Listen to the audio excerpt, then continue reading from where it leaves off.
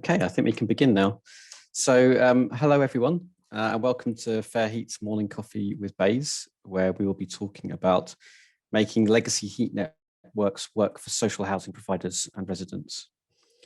Before we begin, just some quick housekeeping. I just need to let you know, everyone attending this webinar will be recorded and potentially later posted on the internet. My name is Tom Naughton, and I'm an associate at FairHeat. For those who do not know FairHeat, we are an energy consultancy that focuses on quality assurance of heat networks.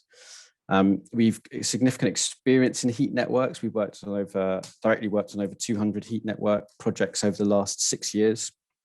And we're involved in all aspects of heat networks, from feasibility, energy strategy, through design, maintenance, and end-of-life replacement of equipment.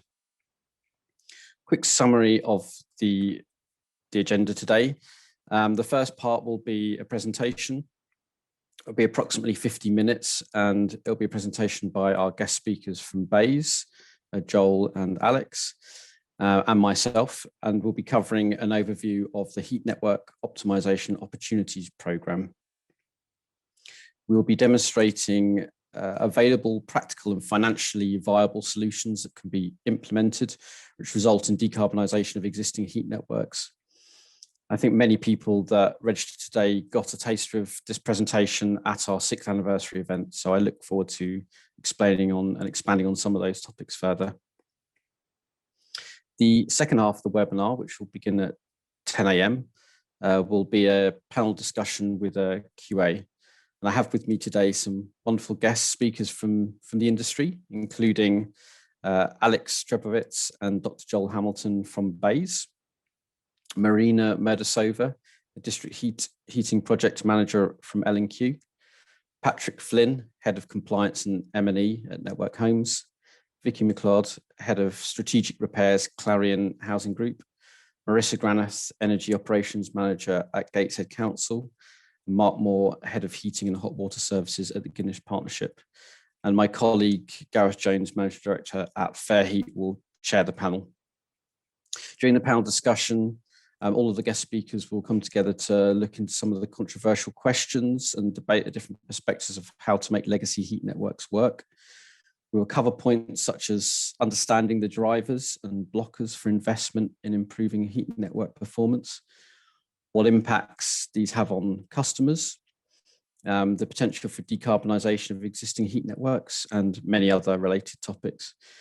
I encourage all attendees to use the Q&A function in the channel to ask any questions either throughout this presentation or within the panel discussion, and we'll look to address those in the second half of the panel discussion at 10 o'clock. Okay, so on to the presentation. So quick intro. So the presentation, the first half of this webinar will be myself, associate at FairHeat, and Joel and Alex.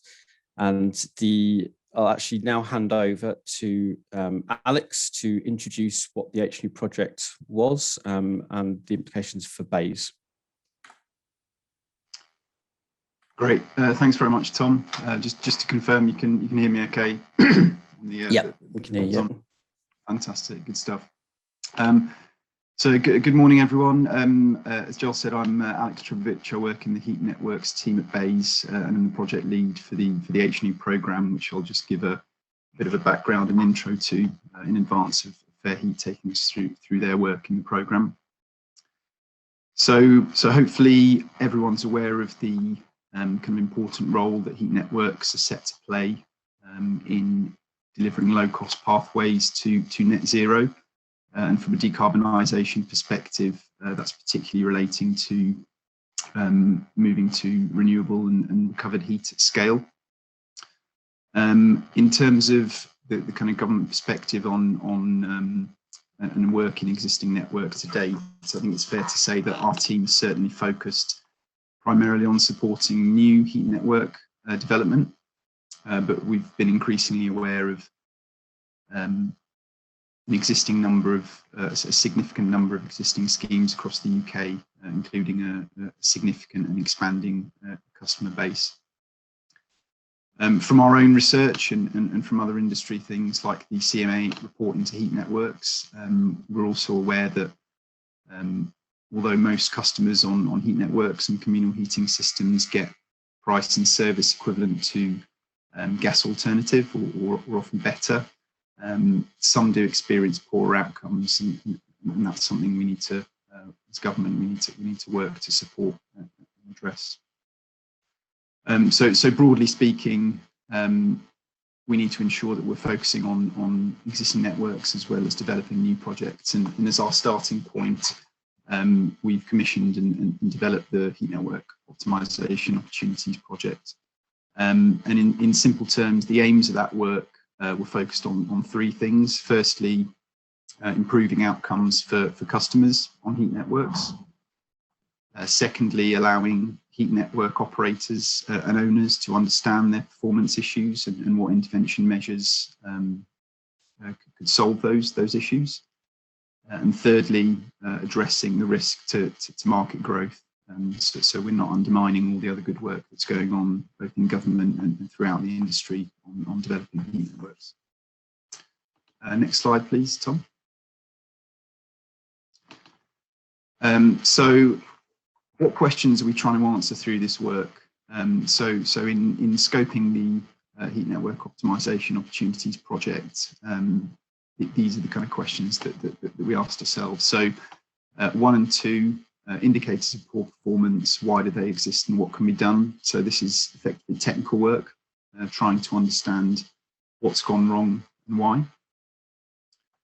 The third question is around cost effectiveness of solutions, so understanding the economics and how attractive solutions are to project sponsors. The fourth one is around stakeholder work, so understanding what the commercial and institutional barriers are to delivering those improvement measures. And then lastly, perhaps looking inwards to kind of linking this work to decarbonisation and wider BEIS policy, understanding how this work fits into our own team and departmental objectives, and also things like to what extent the market can deliver these solutions from a skills and a delivery perspective. Next slide, please, Tom. So to just give you an overview of what we've been trying to deliver in order to help us answer those questions. So our programme has been working with 21 different projects, of which FairHeat have delivered almost half of those, 10 projects. And across the programme, we've worked with a variety of project sponsors, covering a range of different indicators of performance in networks, a variety of different geographies across England and Wales, and looking at a variety of different technologies. Tom will cover the FairHeat methodology in more detail, but in terms of outputs, these have broadly been two things. Firstly, a technical business case report, which outlines what the consultants we're working with have found and what solutions they're proposing, and then an economic analysis of how cost effective those solutions are. And secondly, a presentation to our project sponsors, so the owners and operators of the networks, excuse me, whose projects we've been working with. And we also like to understand from those sponsors, some of which you'll hear from today, their views on how informative that process has been and how persuasive those proposals that FairHeat and others have been putting forward. And Joel will talk a little bit later about the particular challenges and barriers that those organisations face, and particularly actually beyond the techno-economic. And lastly, this work has been very important in providing BEIS with an evidence base, using the outcomes and learning to inform future work in this area. So that's my quick overview of the project. Tom, I'll hand back over to you to go through FairHeat's work. Excellent. Thank you, Alex. Okay, so going into a bit more detail then from FairHeat's perspective and what we actually conducted it through this programme. So for the first process for us was to find networks that were operating suboptimally and required support. Attendees may not be surprised to hear that there was quite a good choice of networks out there that were offered that were operating suboptimally. So the other key requirements were that there had to be very good access to project information. So design documents, drawings, manuals, things that were sort of provided at handover by the design consultants and the contractors. A willingness to provide support. So this kind of analysis requires lots of engagement with residents, for example, and also teams within the organisation to make sure we have access to data and access to properties. And also another really key element of the work was that this was to be a very data-based project, in that we wanted to develop very accurate KPIs and to be able to assess the improvement performances, and that required a lot of data. So we needed dwelling level heat meter data, which would allow a greater ability for us to actually identify where those issues were on the network, improve any kind of root cause analysis of those. So once we identified the issues, what were the causes of those issues?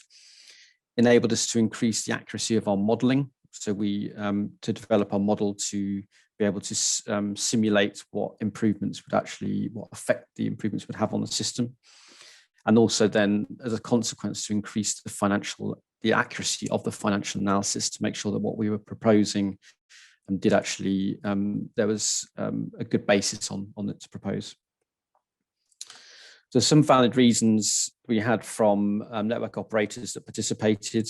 So these are just some snapshots, some examples. Electricity bills for this scheme are just very consistently high, so very high utility costs.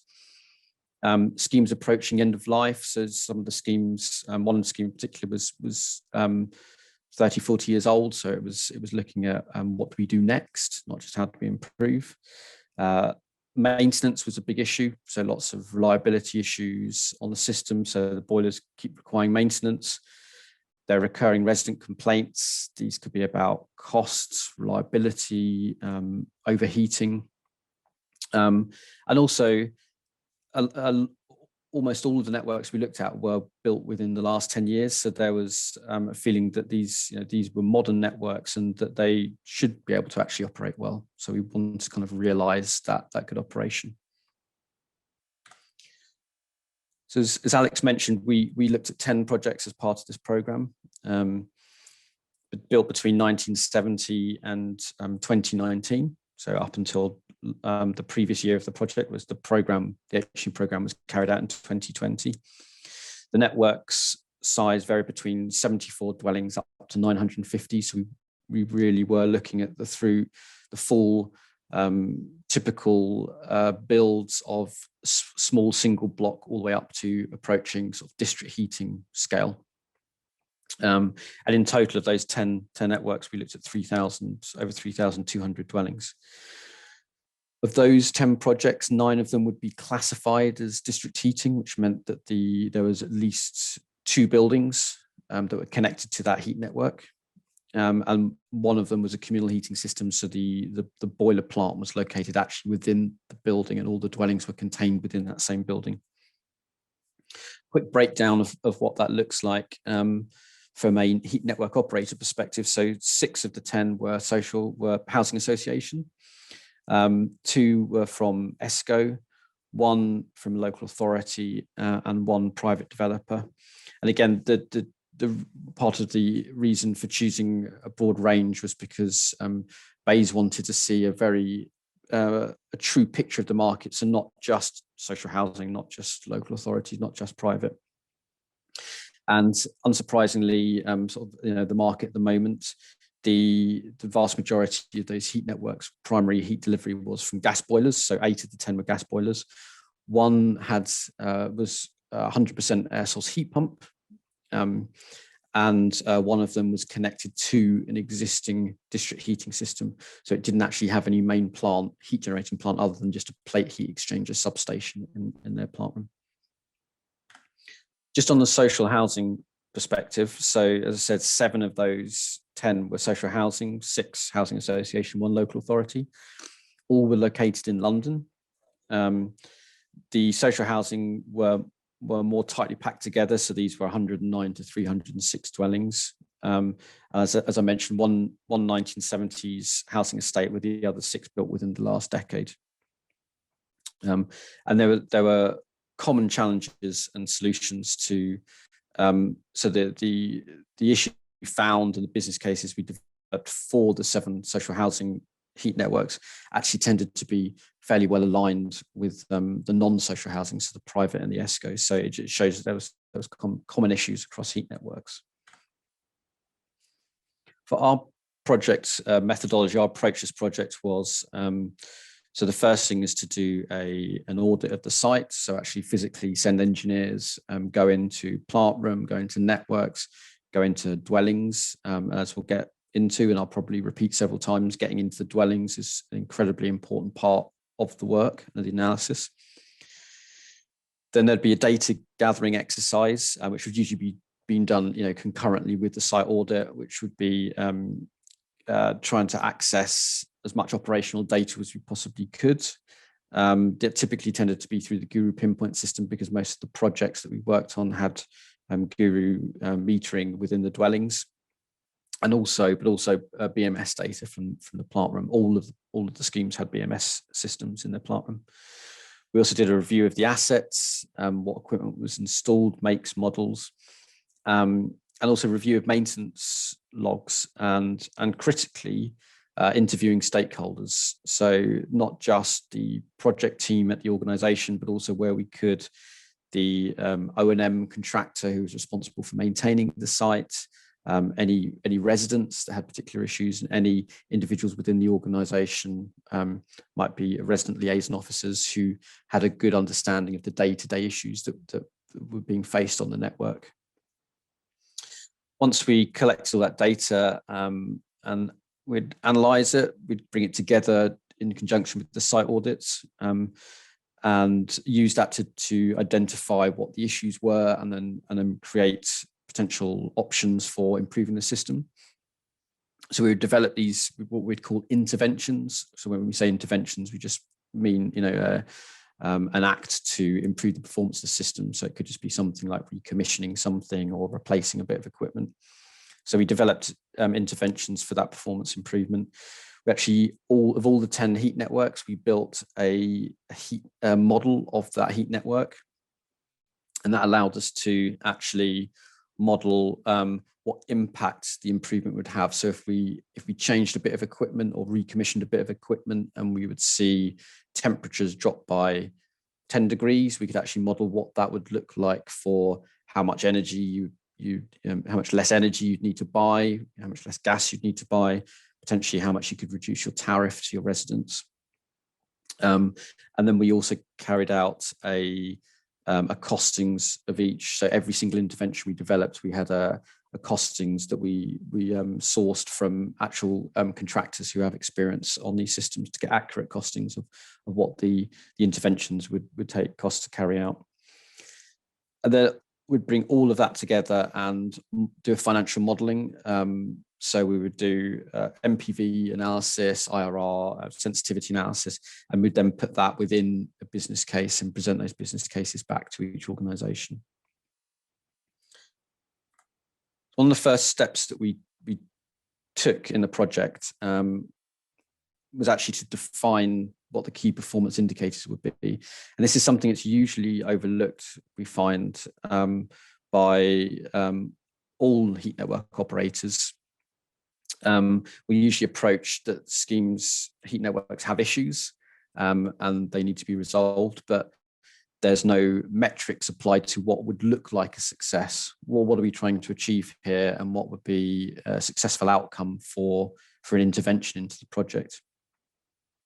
So for these projects, we set very key performance indicators on the performance of the system, but also, as Alex mentioned in the introduction, a lot of this project was about resident experiences. So we were also very key that we looked at the reliability, and that's service delivery to the end user, to the residents.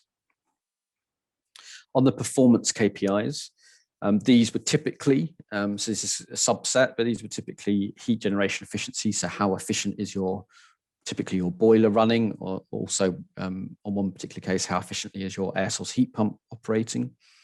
What are your flow temperatures on your network? Probably the most critical one of all, what are your heat losses from your network? So how much heat is being lost between the plant room, the energy center where you're generating the heat, and delivering it to your residents at the end of the system. Also, a really critical element is the return temperatures back to the energy center and the network, and on the network. And that's because the return temperatures can have a significant impact on the efficiency of the heat generation plant, and also adds to issues such as overheating within spaces. And also through the GURU data, we could actually also look at the return temperatures coming back from each individual dwelling on the network. So we could use that to see to fault find. Regarding reliability, we were looking at so on the more sort of technical side, we were looking at using data. How much time does the system operate below the minimum acceptable flow temperature? So for each system, we would define any temperature below, for example, 70 degrees or 65 degrees on the main system. If the temperature of the system went below that, then that could potentially impact the delivery of heating and hot water to residents. We also had to look at the stability of the flow temperature, so not just how long or what period of time it spent below the temperatures, but also how that flow temperature fluctuated.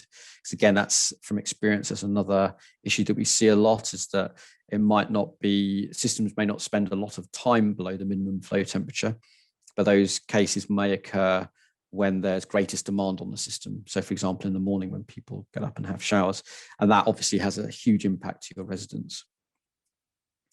We also looked at what major outages, what defined as major outages, so system down for 4 hours, 24 hours.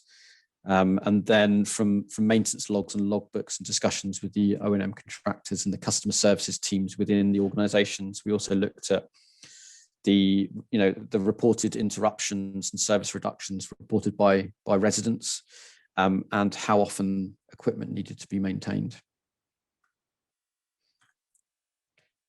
So, and the output of this was the business case. So there we looked at collecting all these potential interventions, potential works that we could carry out to improve the performance, and we bundled them. We typically bundled them into 3 work packages, which I'll go into a bit more detail later.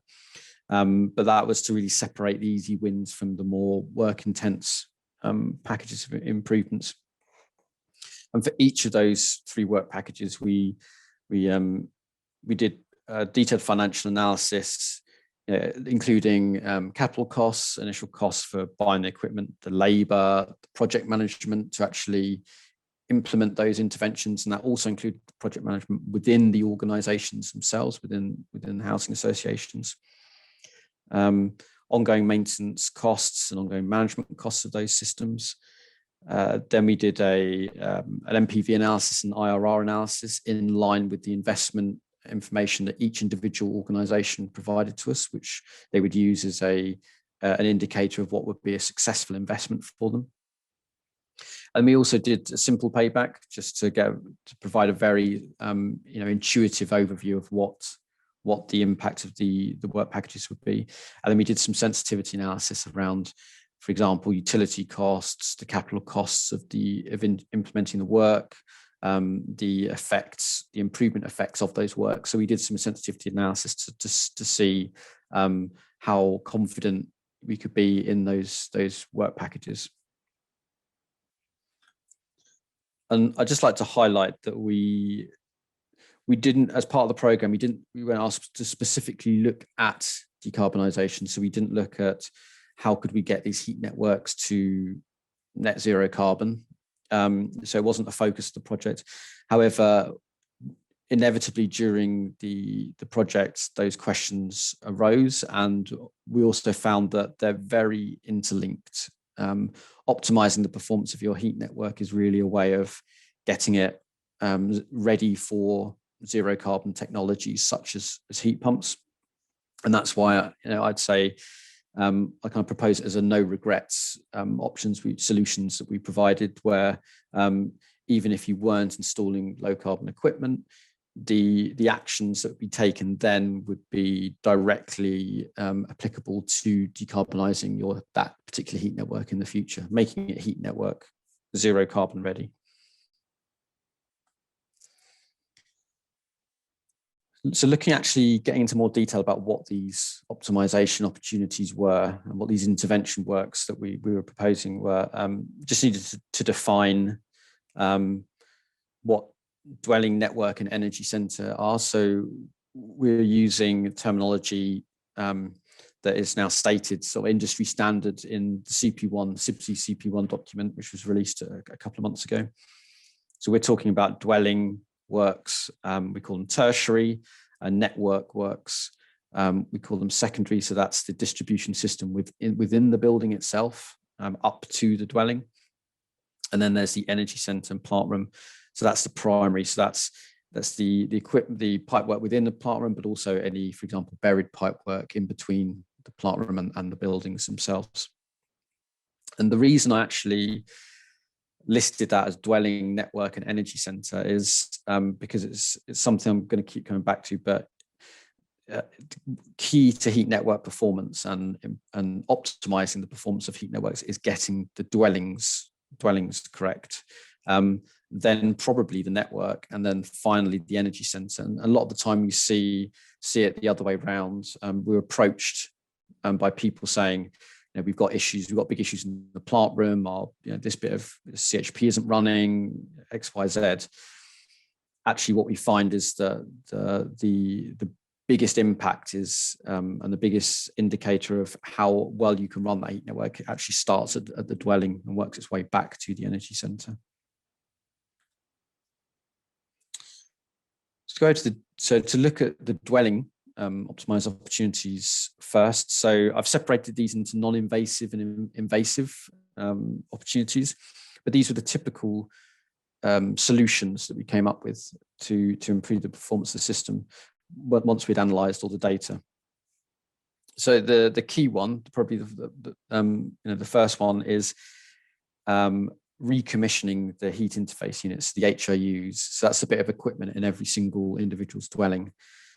A lot of times, the equipment installed in the dwellings was actually quite good quality, and it was just a simple fact that it just needed recommissioning to operate how it should do, and that would have a huge effect on the network. We see a lot of time, so O&M contractors have annual services, so they go into every dwelling and they service it. The issue there is that they tend to approach it from a safety perspective, so they'll just check equipment, they'll check, is it working, is there hot water, is there space heating. They don't check whether the HNOO is working well for the network. So that's a very critical element. When you're carrying out that servicing, you need to make sure that the contractor understands how those systems work, the HNOOs work, and what they need to do to improve the performance. Secondly, recommissioning radiators. A lot of times we see radiators installed, and through this project, I think probably, ubiquitously on this project, all the radiator systems weren't balanced correctly, which means that when residents use their heating systems, when they turn on their heating, they get very high return temperatures on the network, which then causes a chain reaction of issues all the way down for the rest of the system. And also funding opportunities. So there's one network we looked at where there's potential actually to receive subsidies, but it just those dots just hadn't been connected, and they weren't making the best opportunity of the potential funding streams that they could get through RHI. So more invasive optimization opportunities would be to actually replace the HNOOs. Some of the networks had very poor quality HNOOs that would actually need replacement of those HNOOs. And then replacing some dwellings had cylinders, hot water cylinders within the network, within their dwellings, which tends to be very difficult to work with, optimally with a heat network. So that would involve replacing the cylinder, taking the cylinder out of the dwelling and replacing it with an instantaneous HAU. A quick summary. So this is of the seven social housing networks. All 7 of the social housing networks we looked at did require recommissioning of the HAUs. And also all 7 of the networks required recommissioning of radiators. So you can already see there's going to be some very common themes running through this. Every single network we looked at here required attention to the recommissioning of the HAUs and the radiators within the flats. And as I mentioned, one network had a funding opportunity they could take advantage of. On the invasive side, there was one network that just, due to the quality of the HAU, there was effectively nothing that we could really do that would improve the performance of the system, really, without actually having to replace the HAU. And that goes back to very much to how you specify and procure your equipment. You need to make sure the equipment is fit for purpose. And then 2 networks we looked at would require replacement of cylinders to be able to achieve the performance gains. On the network side of the system, typically 2 opportunities there, bypasses. So on the right-hand side, you can see a photo, which is just some pipe work at the very top of the building, which is just showing the flow pipe connected back into the return pipe and valves open. So that just meant that there's effectively the water's being heated up in the energy center, pumped around the system, and then it's just being pumped right straight back again around this loop. So this would just be a case of shutting the bypasses. And then invasive, so I put invasive / non-invasive for insulation. So insulation is obviously a big one, and I think everyone's probably aware. Insulation has a huge impact on the heat losses of the system, and the quality of insulation can vary significantly. So in the 3 photos at the bottom, you can see examples of damaged insulation. Insulation just gets removed. So there might be some maintenance work done, insulation's removed, and it's just left removed. And again, on the right, you can see damaged insulation where you've got water leaks that's just leaked into the insulation, corroded the insulation, and it's failed. The reason I've said invasive, non-invasive is that in the examples where it's on the network, so in a riser, that would be non-invasive, that would be fairly easy to fix. But where you have pipework, for example, in corridor ceilings, then there may be situations where you'd have to actually bring down that ceiling, re-insulate, and put the ceiling back up. So it can be very invasive, particularly if you're also looking at doing that within the dwellings. And of the 7 networks we looked at, bypasses were an issue in 4 of them, and insulation was an issue in almost all of them. Finally, on to the energy centre. So the optimisation opportunities there were non-invasive, were around reducing the flow temperature. So a lot of times we actually just see the system running at a temperature that was set on day 1, but nothing actually, without actually any thought about, do we need those temperatures to operate? Then there was a lot of work around pump controls. So again, this stuff is typically linked to the commissioning process at handover, and just a lack of oversight of the commissioning. So pumps just running flat out 100%, not sort of modulating to demand. And then also main plant control. So that's very generic, because there's a huge amount of controls in the plant room, but it could be how the gas boilers are controlled, how the CHP engines controlled, how the thermal stores are controlled, when things should turn on and off. We found that was usually there was little coherency in how those controls were set up and working together. And then on the invasive side, so we'd look, and these typically were the most expensive intervention points. These would be having to actually replace pumps, in some cases, we could actually remove pumps. There were just situations where pumps were installed and operating, but the system just didn't actually need them. You could turn them off and remove them, and the system would work just as well, saving all that electricity cost for operating them. And then hydraulic arrangement. So that, what I mean there is literally repiping the plant room. So removing certain pipes, adding certain pipes, making this pipe connect to a different pipe. So that some rearranging the pipework just to kind of optimize the flow of heat around the plant room. And again, of those 7 networks we looked at, so non-invasive works, the flow temperature, pump controls, main plant controls, that was almost ubiquitous across all the sites. And invasive, again, so replacing pumps was the majority of the sites. Removing pumps, surprisingly, was also a couple of the sites. There's 2 sites we could remove pumps completely, and remove some of the pumps completely. And then almost all of the plant rooms we looked at would have benefited from some hydraulic arrangement. And then just quickly move through onto the analysis techniques we looked at. So for example, so this is data coming out of a single dwelling. We could see from the data, so in the top left-hand corner, you have the temperatures and flow rates and demands for a single HIU. And you can see in the top left-hand corner, probably the most important line there is the green line, which is the return temperature coming back from your network. And that's generally an indicator of how well the system's performing. You can see that green line stays roughly 30 degrees, increases to 40 degrees at some points. And that's showing that when that's showing that the unit's working very well. And the bottom hand corner is the exact opposite, where you have that green line is actually sitting pretty much at 75 to 80 degrees. And it's actually exactly the same as the flow temperature, which you can't see. It's just the dark blue line just behind it. So the flow temperature and the return temperature are exactly the same.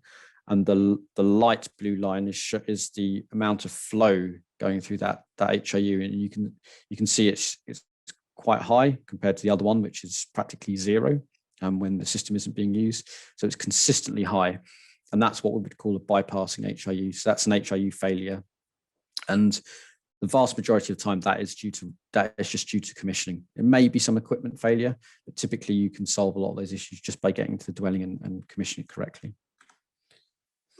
Onto the radiators. So we talked about radiators being unbalanced. Again, so top left-hand corner, we've got the data that we extracted from the Guru system, which shows for a single dwelling, the 2 arrows pointing to 2 space heating events. So when the resident turned on their space heating system, and you can see again that the green line, the return temperature, shoots up very high to above 60 degrees, which is significantly more than we want. We want that to be down 40 degrees maximum.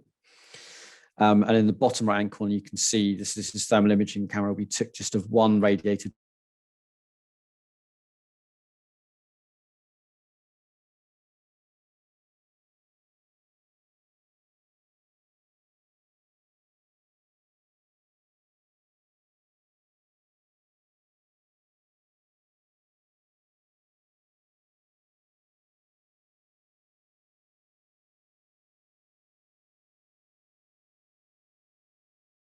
really extracting much heat out of that flow. So the radiators are lovely and boiling hot, but that really hot water is just going straight back to the HIU and causing these high return temperatures, which then cause all those other consequences. Some other analysis techniques I'll just quickly skirt over. So this is where we could look at every single HIU on the system and put them into buckets of how efficient they were, and the metric we used there was VWAT, which I won't go into at the moment, but I'm happy to answer separately. But it's a volume weighted average return temperature, and that's a very good metric of how efficient an HIU is working. And you can see we'd want was operating above that, so that all the HIUs could be improved.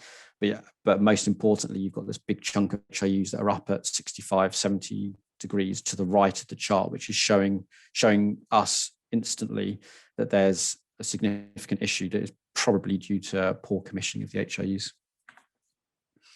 This graph also just shows that there's another analysis technique we use.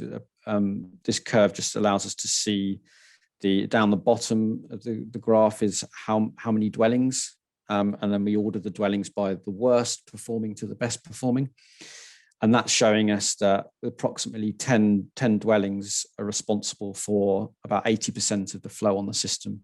So that's saying, you'd want to focus on those 10 dwellings urgently, fix those 10 dwellings, and you'd see a significant impact on the performance of the entire system.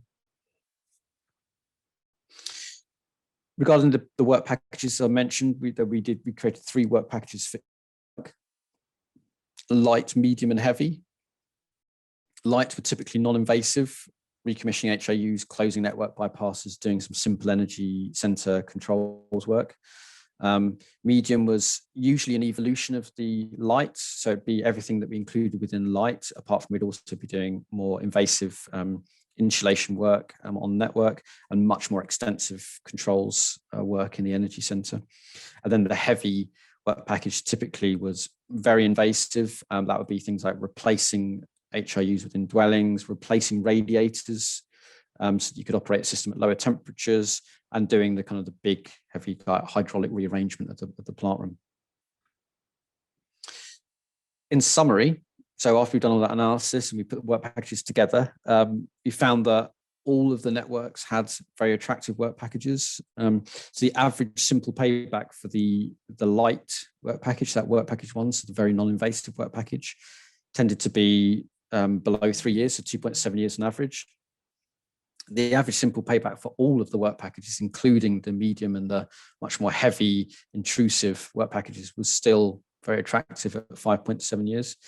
And again, the IRRs, so the internal rate of returns for both of, so for both the light work package 1, and for all the work packages, again, tended to be very attractive, 65%, 23%. So all of them are in excess of any organization's hurdle rate for what they would consider to be a good investment.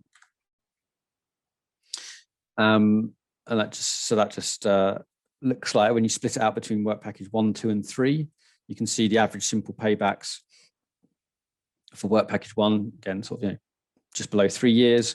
Work package 2 tended to be about 5 years, and work package 3 tended to be about 10 years. So the average across the paybacks. And again, for the IRR, work package 1, 60%, work package 2, 20%, and then only until you get to work package 3 did we start getting to IRRs that some organizations may not find that attractive as a consideration for investment. This graph is a really nice description of just what it is the capex required per dwelling is at the bottom. So how much all these work packages would cost divided by the number of dwellings, and then how much we expected the annual cost reduction for residents to be, pounds per year. I think there's a trend here. So you can see, obviously, there is a relation which you would expect. The more costly the works, the better the outcome you'd expect. But what I think is really interesting is there's a big clustering at the bottom left-hand of the graph that for very little capex, less than £500 per dwelling, less than £300 per dwelling, you're already seeing still a lot of gains for residents in their annual bills. And I think that's shown by the work package 1, just that light work package, which was recommissioning non-intrusive, we were still seeing £76 per dwelling per year. We also looked at the carbon cost. So if we introduce carbon cost, to reflect its environmental and social impact, so £1 per tonne of CO2, that obviously improved the business cases for each of the work packages. You see somewhere between 30 and 80% improvement in the net present value in the business case, and the simple paybacks dropped again from 2, 3, and 6 years for the work package 1, 2, and 3 when you included the cost carbon. So that might be interesting for housing associations that are looking at net zero targets and looking at incorporating the cost of carbon into making financial decisions about how to improve their systems. Also, looking at decarbonisation aspect of it, we found that due to historic oversizing, we could already move to lower operating temperatures. They're usually restrained by equipment, pipework being, to reduce temperature, you need larger pipework, you need bigger pumps, you need bigger plate exchangers, you need bigger radiators. What we tended to find was that all this equipment was oversized anyway. So actually you could drop the temperatures to a level that would work with heat pumps without having to do virtually any intrusive work and replacement of equipment. Here's just an example. This is a project where we did actually replace the pumps. This wasn't on HNOO, just an example where on the left, you can see the blue and white pumps were the original pumps. And on the right, you can see the red and black pumps were the pumps we replaced. So we were able to actually drop the temperatures of this system from 80 down to 60 and also reduce the pump size. So it's just to re-emphasize, everything is generally so oversized that it's not an issue to reduce the system temperatures. And again, here's just a very quick summary which shows we took a very cold day. Again, this is data from a single dwelling. I'm using Guru Pinpoint. From a very cold day, we looked at the power output, so the power demand for their heating system. So that's the yellow line that's sort of wiggling around, about 3 to 5 kilowatts. That's the heating demand in that flat. The actual installed capacity in that flat was 6.5 kilowatts. So you can see there's already quite a bit of headroom there. And quick sort of wrapping up a summary of the findings. So data is absolutely key. So you can see through our analysis techniques, the ability to set KPIs, the ability to review, did these works actually work and did they provide a good outcome? You need data. There's a lot of low-hanging fruit out there. A lot of those work package ones, very, very easy, take very minimal amount of cost and effort to implement, but have significant gains. The easiest gains are within the dwellings. So again, within the HIUs, the radiator systems, resident education, that's where you should focus first if you're looking at improving performance of your heat networks. And then optimization goes hand in hand with decarbonisation. So any work you took to optimize the system performance will just bear fruit when you decarbonize your system. You're making it heat pump ready. And also, I'd say one learning is don't repeat historic mistakes. So going through these, we could see there was a very, these same issues came up time and time again. And I think it's important for organizations to take these learnings and make sure they're feeding it through into the specifications, into the performance requirements for the development side of the business, to make sure that the heat networks that they're feeding through in the future to the assets side of the business don't suffer from all these similar issues. Okay, that's the end of the FairHeat bit. Joel, would you like to just bring the conclusions from BEIS perspective? Sure. Thank you for that, Tom. It's really, really detailed and really interesting stuff. So as Alex said at the beginning, from BEIS perspective, what we wanted to try and understand at its sort of core was, what are the opportunities that exist within these existing heat networks of different ages and different types, and what's pretty evident from everything that Tom's been saying and all of the reports that we saw was that there's quite a lot of energy and both emissions and cost savings, because they all go hand in hand, which benefits everyone, both the network owners and operators, right through to the end users, so the customers who are living in the dwellings, or any businesses that are receiving heat from the networks. As was already mentioned, there are lots of common themes, and you can call them themes, problem, solutions, whichever you want to look at, which in some ways is a good thing, because it means there's quite a lot that we could do to really improve the sector and improve its impact on emissions. it's also just a bit of a shame when you see the same thing occurring quite a lot. But nevertheless, there's a lot of good stuff that we can do. And as has already been mentioned, what was really evident is that this kind of work is really the right way around this pathway to decarbonising heat networks. You have to start by making them operate as efficiently as possible. If you're going down an electrification route, so using heat pumps, particularly in urban centres where you might not necessarily have waste heat sources or what have you, so you want to be operating those heat pumps at as low a temperature as possible to get the highest performance out of them. You have to start from this approach. So get those networks operating as efficiently as possible, lower the operating temperatures, lower the losses, and then you create a decarbonisation pathway for those heat networks. So it makes sense to take this option. If I go to the next slide, please. And so the kind of challenges that we saw, as everyone can imagine here, COVID-19 caused, well, we thought it was going to cause quite a significant challenge, but we're very grateful that as soon as the situation sort of unfolded and the advice was clearer, FairHeat were able to continue operating in a safe and responsible way. Thankfully, a lot of the work doesn't require interacting with people. You can go into plant rooms and what have you pretty safely. So we were able to continue to do this work and continue to gather some really good evidence from this, despite the pandemic. The technical issues, as you've probably heard from Tom's previous talk and anything else that FairHeat have done, most of the technical sides of things are solvable. I mean, they're complex in some respects. You know, you have to. There's lots of elements that interact with each other, and you need to make sure that you design something and you operate it in a way that's appropriate. But for the most part, the technical solutions that were presented were solvable. So then, what are the challenges?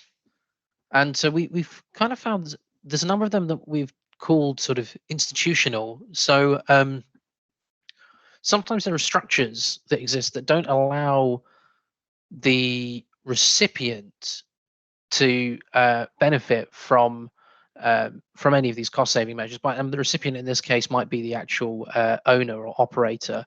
So it might be the budgets for maintenance or replacement of equipment sit somewhere quite different from the budgets that pay for the ongoing energy costs. So you wouldn't necessarily be able to recuperate the savings because of a structural challenge that exists.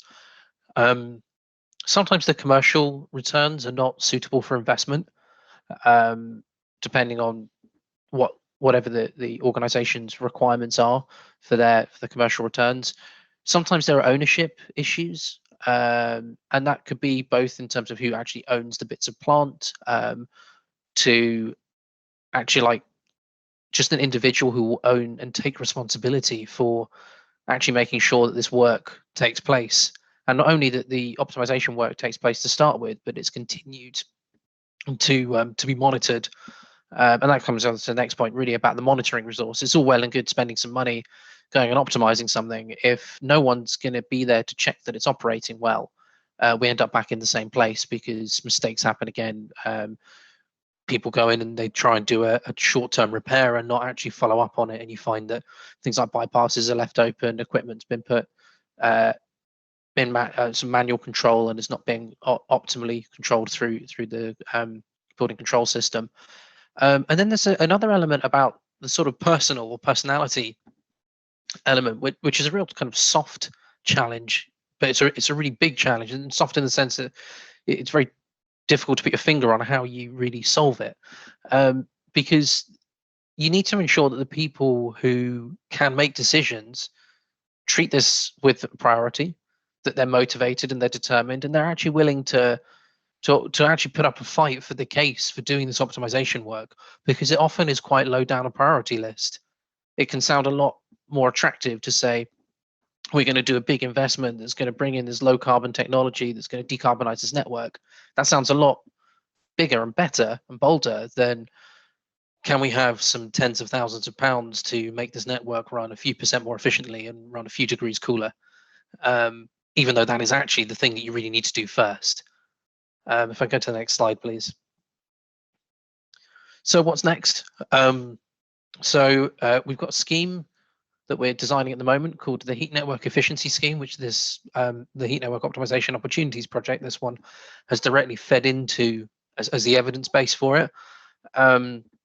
We're expecting it to be a sort of parts funded project for operational performance, to reduce carbon emissions and improve air quality on existing systems. But the details are just being worked out at the moment. As was already mentioned, this work feeds back into other areas of work within government. So we've already had some direct involvement in the Heat Network Market Framework and also the Green Heat Network Fund. Just some things that actually really help people to make decisions. So one of the points that comes to mind was a question came to Alex and myself about whether suggesting that heat networks could be run at 60 degrees C was too restrictive. And in fact, the evidence from all this work showed that it's very much possible for most existing networks to be dropped to 60 degrees C flow. So that was something that was able to directly influence some decision. Now, whether that actually gets taken through, I don't know yet. But the fact is that that information was able to come straight from this work and feed into other pieces of work, which is a really powerful thing, because this is direct experience on the ground of how we can make heat networks better. And I think that might be the last of my slides, if I remember. Yeah. So back to you, Tom. Great. Thank you, Joel. Okay. So our timing has been impeccable. We have about 1 minute left until the panel discussion. So we'll just take a literally 1 minute break. If you want to, any attendees want to go and grab a top up of coffee or anything, and we'll be back in literally 1 minute. Thank you.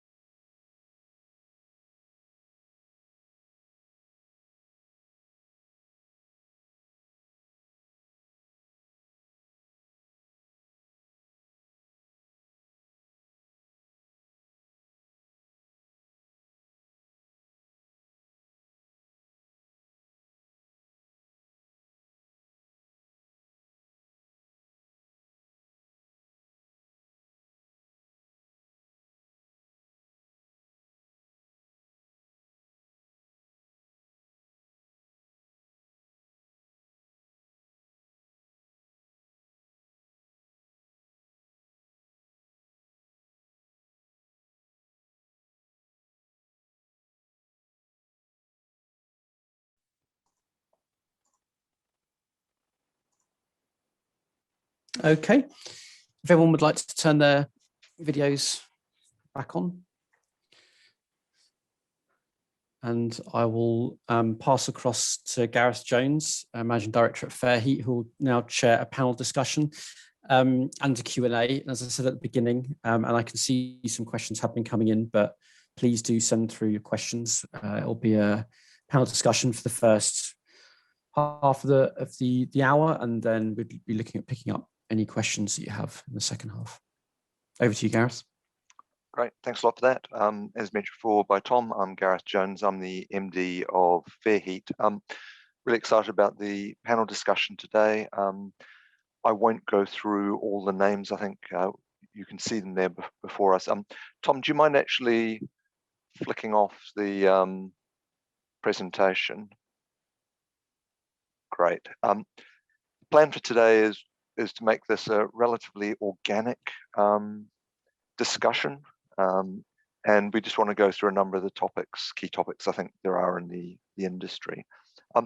Before we dive into the panel discussion, we did have one question that came up at the start, which I think it's probably worthwhile just passing across directly to BEIS. There was a question that came in asking, basically saying not everyone in the industry has access to the sort of real-time data that we're seeing in this project. I think that's one of the topics we're going to come on to, is around data and how do you get access to it. But it's saying, are there examples that could be shared? Alex, can I pass it back to you in terms of how you're intending to use the results from the HNU study? Yeah, of course. Thanks, Gareth. So, yeah, I guess there's a key point there around GDPR. So we've been in kind of procuring and delivering this study. We've had to be very aware of what restrictions that places, both on us and our suppliers.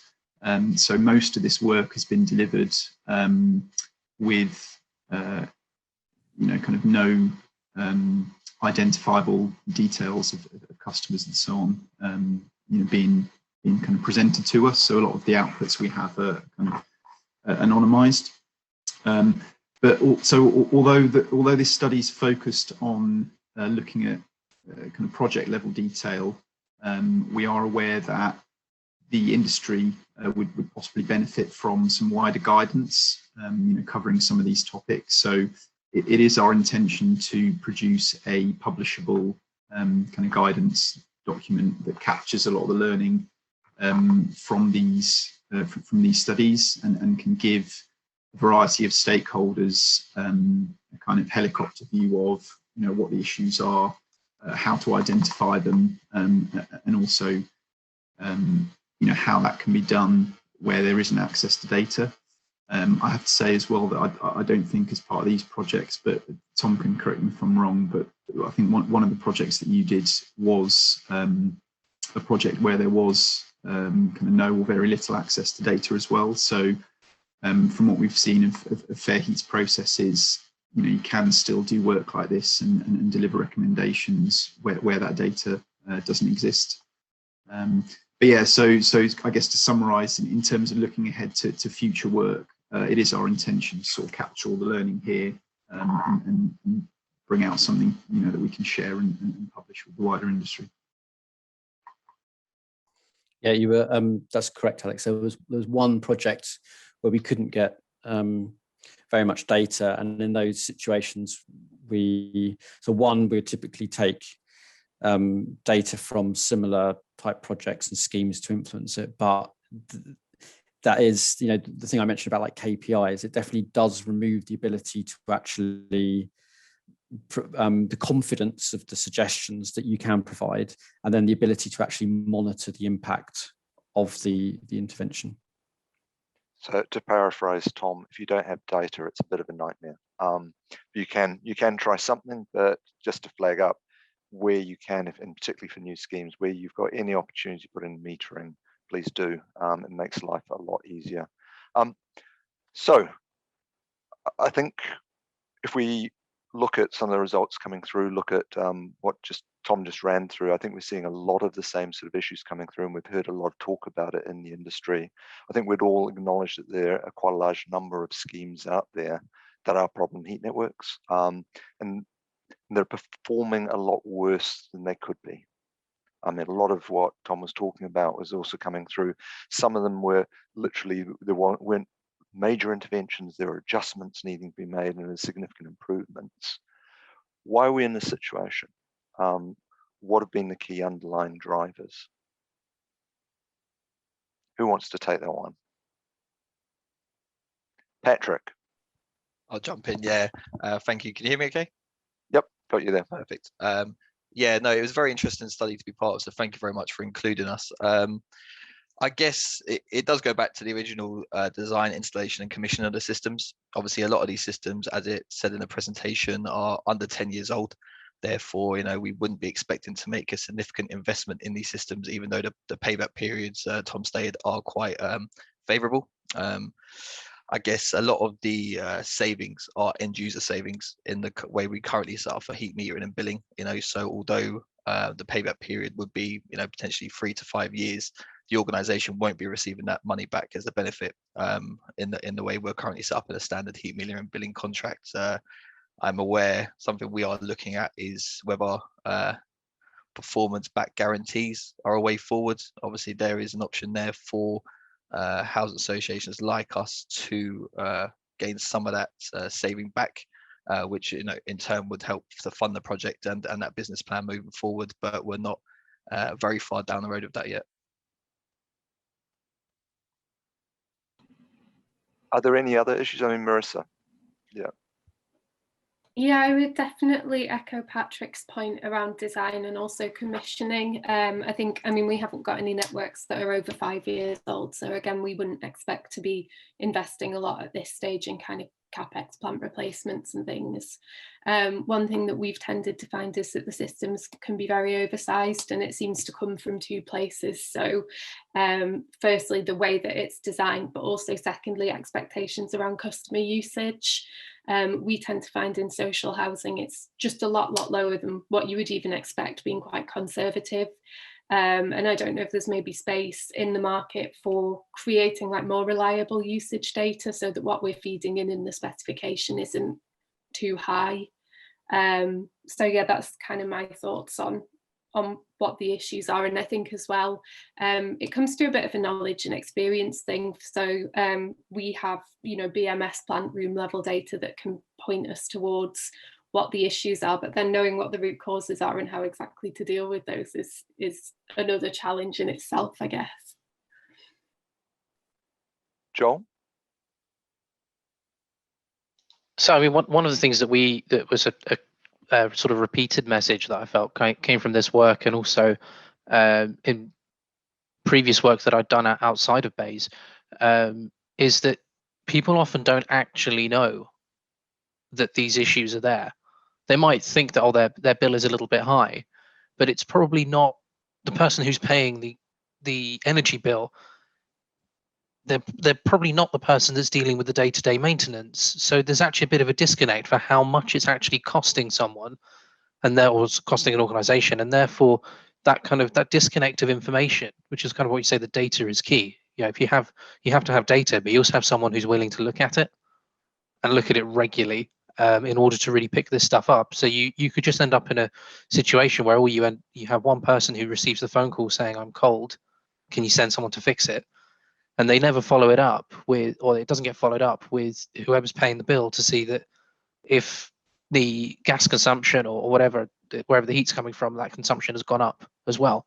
So there's just not that, there's a disconnect, I think, between data flow and decision makers. It's actually interesting. Disconnects come up a couple of times. Actually, yeah. Mark, do you want to come on to that? Yeah. Yeah, just sort of building on that, really. I think obviously we've mentioned the design element of it.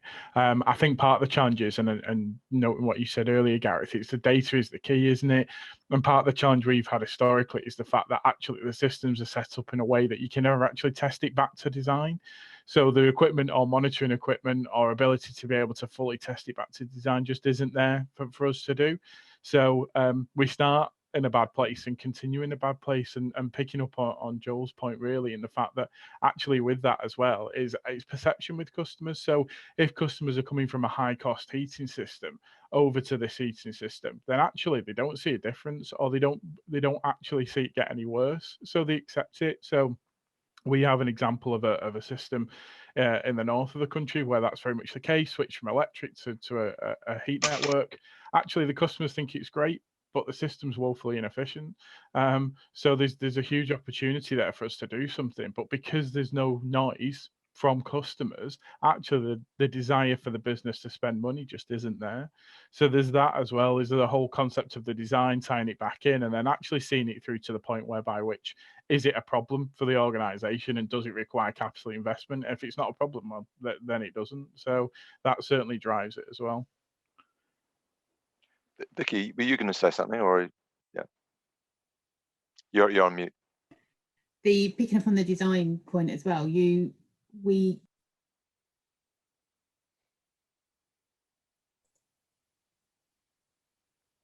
should be there again now. Sure what's going on there? Yeah, that's better. Picking up on the design point as well, these systems were all being put in at the request of planning teams. Guys that were designing them and building them, maybe there wasn't the expertise there, they've learned as they've gone, but then they were handed over to teams that didn't know what they were getting, that didn't have that expertise, and we're all learning as we go with this.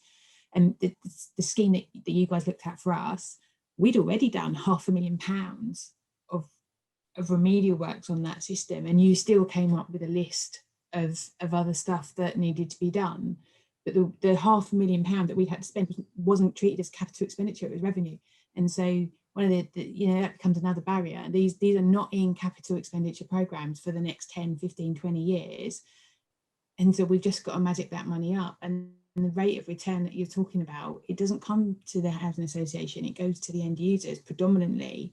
And I'm not saying that that's a reason not to do it, but it is a barrier to doing it because the funding isn't there, the expertise isn't necessarily there, and that whole kind of holistic management of the heat networks isn't there because we've never had to do it before. It's something we're learning as we go. So, if you go back 5 years ago, there weren't district heat managers in housing associations. There are now, they're starting to happen, but we didn't have that. And there weren't the links between the M&E team who did the servicing of the plant and the energy bill servicing team, or which often was the housing management team who paid the energy bills. Those two things just didn't connect because they didn't need to. It wasn't on anyone's radar.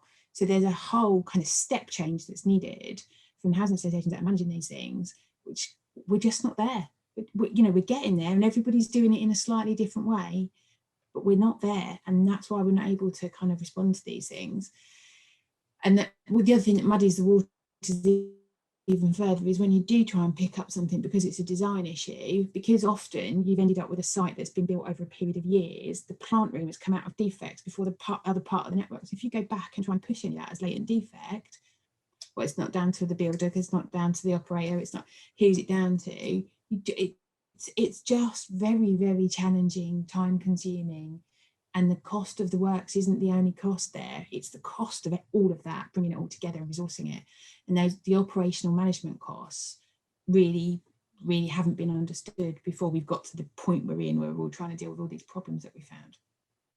Sure, I want to pick up on, and I'm really happy you raised it, the issue around the business model you're operating and the disconnect between who spends the money and where value is recouped. And when we're talking about the paybacks and often presenting them back, that's really within an assumption that there is a payback.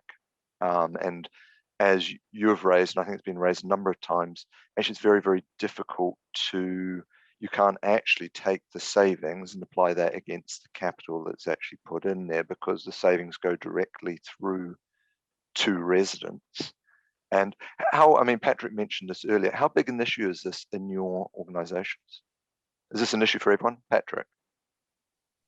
It's certainly an organizational issue for us because, like I said, all the savings basically are to the end user. And in terms of funding at the moment, there's obviously some massive pressures on the industry with building safety, fire safety, net zero carbon agenda, obviously that we have to tackle. And sort of this is really as an organizational priority down the list a fair bit when you look at those sort of bigger challenges.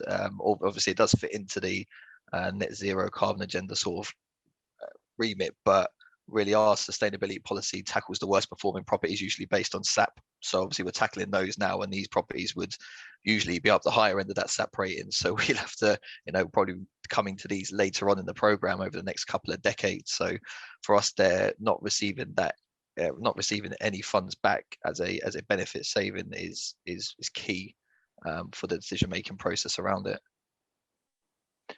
Are there other changes to the business model we could make to actually enable? Because I think the thing that was really striking for us is the return we were seeing if you just take it, with a pure business hat on.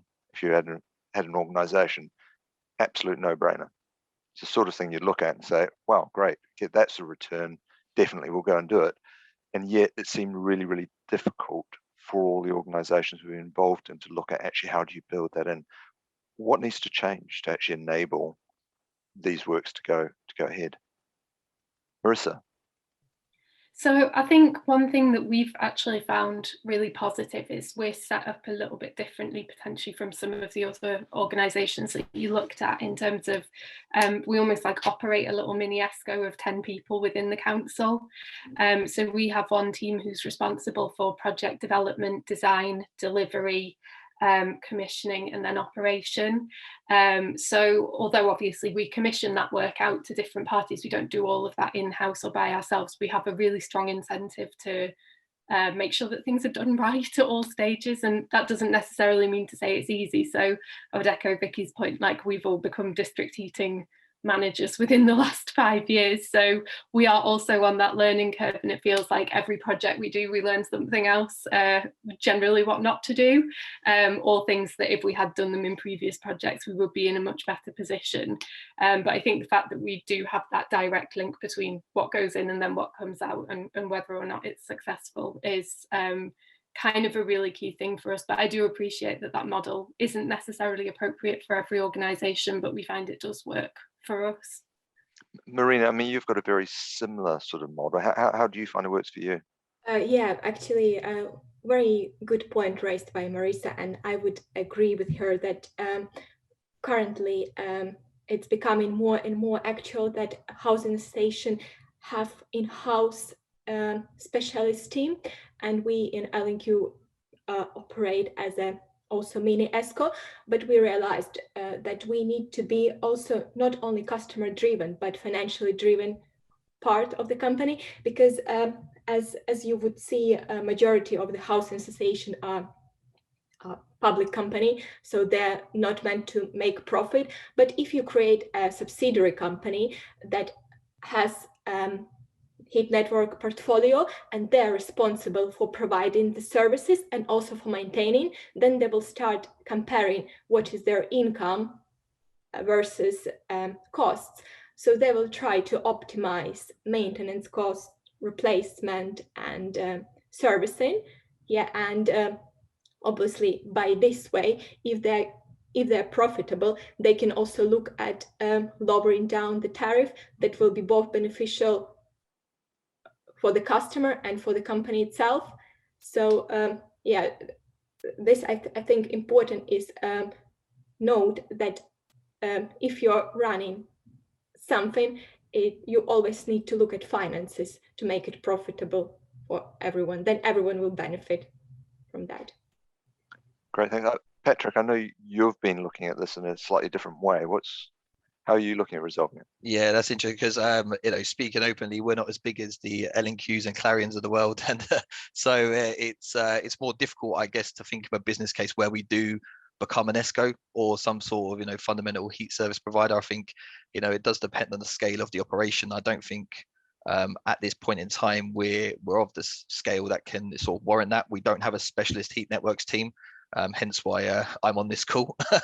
So it kind of falls into my remit, but I think there is some work to be done. I think one of the big issues with the industry at the moment is when it comes post-construction is what sort of contracts and maintenance contracts we have in place. So we have fundamental gas contractors, mechanical contractors that maintain these systems. We don't have a all-round heat network maintenance contract that is based on performance. So I know there's been a lot of discussion about this as part of this project, and whether I think more complicated in reality than perhaps in theory. But that's the way I suppose I see our organisation going. Having a performance criteria which does feed into the real-time data / the data availability, because without this study we wouldn't know how our networks are performing. We don't have mechanisms in place to tell us that. We just know if it's working or it's not working because we're out there repairing it. So that's really sort of where we are as an organization, and sort of our I suppose it's great to hear that L&Q and some of the organizations on here are going down that route as an energy provider, but we're certainly not on that journey. Mark, where are you on this? I think the thing is for us is we're kind of at a mid-ground. We've got a team. It's relatively new in terms of focusing on this type of thing. I think there's two perspectives though from how you look at this. There's an ethical and a financial one, isn't there? And I think, as mentioned earlier by Joel, making sure that customers have a competitive sort of supplier of energy is really important. And I think trying to emphasize that element as well, that there's a moral obligation for us here to make sure that the right things are done for customers, as well as the financial implications of seeing that work through. And I think sometimes the payback is around, you can see the payback and see it's there, but obviously the implications of some of the building safety programs are having on some of the capital works that are going on. It's a balancing priorities thing for everybody right now. And the payback might be 2 years, 3 years, but when you're needing to spend hundreds of millions of pounds on building safety, you can't wait that 2 or 3 years to see that payback back into the organisation. But I do agree with what's been said around the fact that actually it's not that visible, and making that connecting that actually this is what we pay on the energy bill as a whole for that scheme. Actually, over the last 10 years or over the last 2 years, we've reduced it by 30% by this work. So from now on, we've paid for that work in the first 2 years. From now on, we're paying 30% less. I don't think that connect's made that well within places, and I think moving to a different model and making sure that that's there is definitely that needs to sort of be progressed, if I'm honest with you. But I do think that ethical question needs to be asked, and the moral obligation as housing associations that we have to make sure we look after our customers, particularly with rising fuel poverty. Joel, you wanted to come in Yeah. on this? I mean, thanks for making that point. Well, all of the points, particularly Mark, on the balance between sort of the ethical and financial, and actually that they can kind of go hand in hand.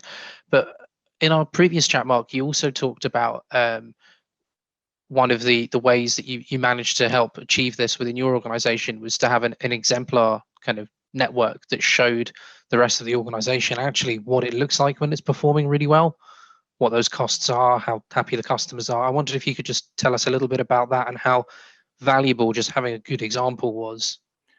I mean, it's kind of won over hearts and minds, if I'm honest with you. I think that the challenge we had previously is when you're saying we can do all this work and here's the capital outlay, the perception was, well, they don't work anyway. So why would you want to spend, like, throw good money after bad at something we know doesn't work?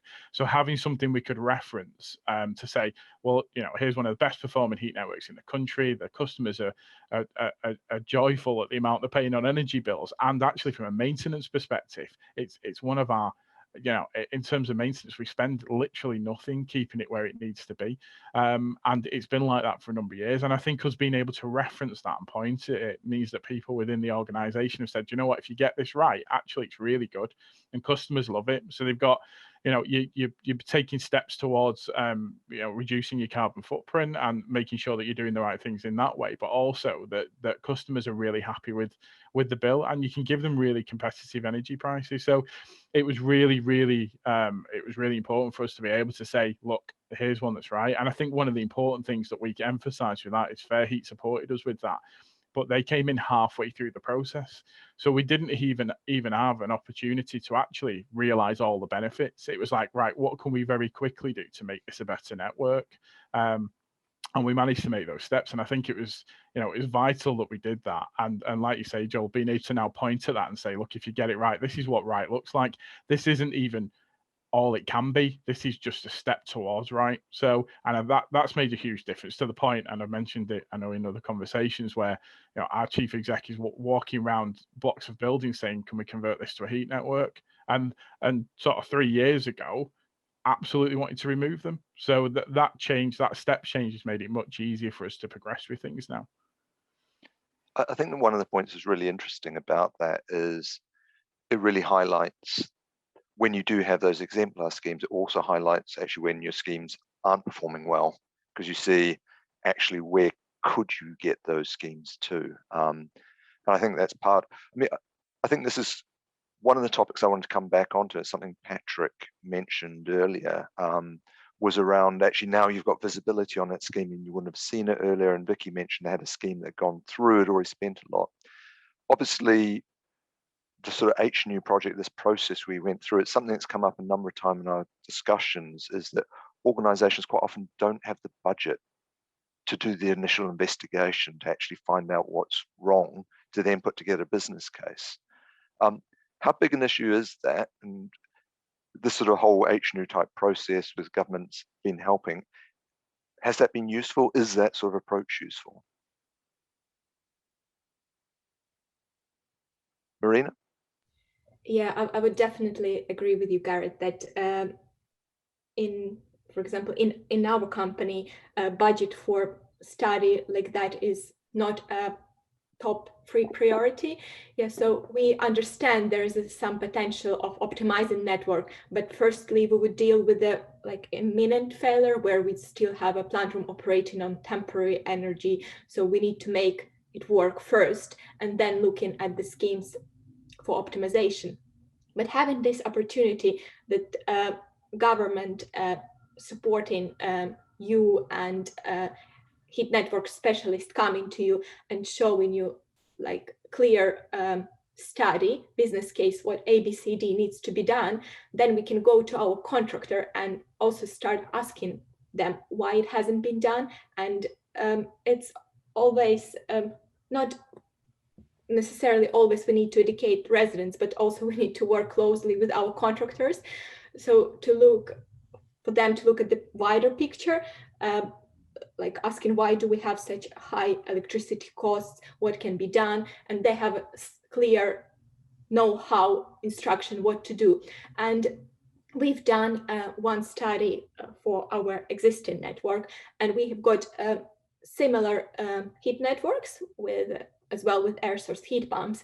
And the advantage of having this survey done, that we can take it as example of what the problems we are having at that network, and we just can bring it to other schemes and follow exactly the same steps, because Tom already said that the usually problems they're reoccurring more or less. So the steps which were outlined in that study can be also relevant to some of other schemes. And this is what actually how we exactly using the outcome from that exercise. Okay, thanks for that. So I think I'd like to move on in a second to new schemes and how do we make sure they're right. But we've got 500,000 homes at the moment on Heat Networks take or leave. A lot of those, a large proportion of those are within the social housing and local authority sector. We can't leave them behind. We're going to have to improve those networks. What do we need to do? What's your perspective on what we need to do to ensure that Heat Network schemes are improved?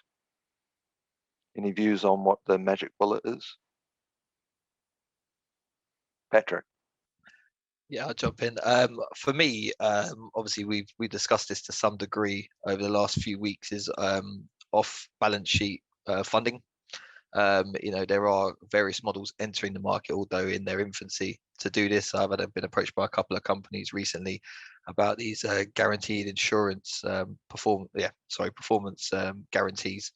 And obviously that does make it a lot more appealing because it doesn't hit the revenue or the capital budget. Potentially some of this work, it's all folded into a vehicle, and then the savings from that vehicle are then split between the hedge fund owners who are backing it and the clients and the end user. So it feels like a positive way that we can move forward, and it'll be interesting to see over the next couple of years how these play out and what the uptake is. I know we're looking for a similar model for our net zero agenda in total, because obviously the hundreds of millions of pounds it's going to take to upgrade our properties is not something we have readily available at this point in time. Mark. Probably going back to what we were sort of saying earlier, in the fact that I think it's baby steps. I think it's bite-sized chunks, because initially you need to get one over the line to show what's possible. And I think sometimes we try and focus on lots of them across the board and try and solve lots of problems all at once. And I think actually focusing on one particular scheme and again showing what that could be like if you did it, and invest in the smaller amounts of money that are needed on those schemes, I think is something to sort of do. We're trying to approach it in bite-sized chunks. We're trying to pick off individual heat networks. We've got a lot of new ones that we're having to fix quite quickly. But I think just making sure that structured approach is there, and you're not trying to deal with 10 at once. You're actually just focusing on one. And once you get one right, again, that's about changing hearts and minds, isn't it? And you can say that's what good looks like. That was what it was like before. That's what it cost our customers. That's what it's saving us. And putting that join together, like Vicky and Marissa said, around making sure that you see that journey from start to finish on one scheme, and then you hold that up as your example and you say that's the model, that's what we do moving forward. And I think if you get buy-in at that point, it's easy to kind of loosen the purse strings a little bit. Joel. It's more of a question to you guys after some of the responses we had during the program. I remember there was one project that they'd already managed to secure funding to put in an air source heat pump, but hadn't managed to secure the funding, which was a fraction of the cost of the air source heat pump, to make the network more efficient so that it would be suitable for an air source heat pump. So it would have ended up costing them a fortune to run that air source heat pump without doing the work that's been suggested by this program. And I just wonder how you go about getting that message in there that you need to do this optimization work first, and how you get it to have the same kind of attractiveness as a big shiny new piece of kit going in. Marissa, I see you nodding away there. Yeah, it's a really good question, and it's one that we're considering a lot at the moment. So we have a net zero climate emergency plan, and it is obviously a big issue. I mean, there's also the issue of when you have the retrofit that you have to do, is that system running right? And we basically just try and find as many different funding sources as possible. So there's things like the Public Sector Decarbonisation Fund, which have enabled us to get some money to make the improvements on the secondary side. But I suppose, like, in terms of magic bullets, it's hard to say what actually is one, but you're right, it is really, really key. We're in the process of installing a mine water source heat pump on our main district heating scheme, which is currently by gas CHP, which means that we have to significantly reduce both the flow and return temperatures on the network. It's something that we're looking whether we can use HNIP funding for as well, so part of that capital preparing the network in readiness for that. But yeah, I was nodding enthusiastically because I agree it's a huge issue, and it's one that we're working on quite hard at the moment, but it is a challenge. Mark. Sorry, just quickly on the funding thing. I think one of the challenges around funding is the risk that can come with that. And I think we often don't progress until we feel we've got funding in place. But I know internally at Guinness, the question is asked, well, actually, if there was a problem with the funding, or if the funding was withdrawn for any reason, or could we pay for it ourselves? And that can often be that crunch decision. Well, actually, we're not going to progress with this because we're concerned about some of the risks with the funding. So I think the funding being out there, the funding being, we've seen it with some of the green homes sort of element. It's really difficult to access some of it. So I think being able to access the funding, in a reasonable way, and being able to make sure that those assurances are there if you meet the certain criteria up front, would probably encourage more people to take risks on it, because I think people are concerned that they'll end up with a big bill that they can't afford at the end of it, and I think that's part of the challenge with it. Actually, that's a really interesting question. Since we've got government on here, I think it's one of the things I did want to ask. We have to make this transition. We have to make a transition. We have to improve these heat networks. Should we be having carrot from government in terms of funding and support, or should we be having stick, i.e. obligation to change? Where'd you come out? Is it carrot or stick? What's going to be most effective? Marina? Yeah, can I answer both? Because initially I thought that obviously the more effective is the stick, because there's always a choice what you want to do. If there's must have or you should do, like with the cladding fire safety, maybe you first will allocate your budget for that, and you think then the next things come that is nice to have, but not necessarily you're obliged to have it. Because there's no such law at the moment. So from this perspective, I would definitely think that it will be more beneficial if there is a law that some changes or need to be done to the heat network. But I'm also thinking from the carrot perspective, what can we do for the heat networks? Like we all have kind of choice of energy supplier, electricity supplier, and there are electricity suppliers that are green, so sustainable supplier, and that are maybe only going towards that. This is maybe not the case with heat network, because you cannot switch suppliers so easily, because there you have a pipes installed in the ground, and energy center is physically standing within your building or somewhere nearby. But if we as a housing association and with support of government, start assessing heat network based on its emissions. So it can bring benefit that housing association will understand that, okay, this scheme is performing okay in terms of the tariffs, but if we will invest bigger capex and replace the gas boilers with the air source heat pumps, then in terms of emissions, we can reach it net zero performance. And this, I think, should be incorporated in company operation strategy for 5-10 years. So it should be the main driver. And then, like us, LNQ Energy, who are sitting under the big corporation, and we are the network operation company, we will look at this big driver, and every step we do, we assess whether it is in line with the driver, and if yes, it will kind of give us green light to do the actions. Great. I'm actually going to ask all of you this question, I'm afraid. Vicky, what's your view? Carrot, stick? I probably take a quite slightly controversial view on it. I think stick, but at construction, because half the battles that we have now is because things were over-designed, over-engineered, incorrectly commissioned, and then the operational business is picking up the cost, which they aren't budgeted to do. But actually, and it's kind of the same issue with kind of some of the building safety stuff that's coming out. If actually what we got was the right thing at the start, that was fit for purpose, that met the design criteria, that met the needs of the operational delivery at the get-go, we wouldn't have these problems.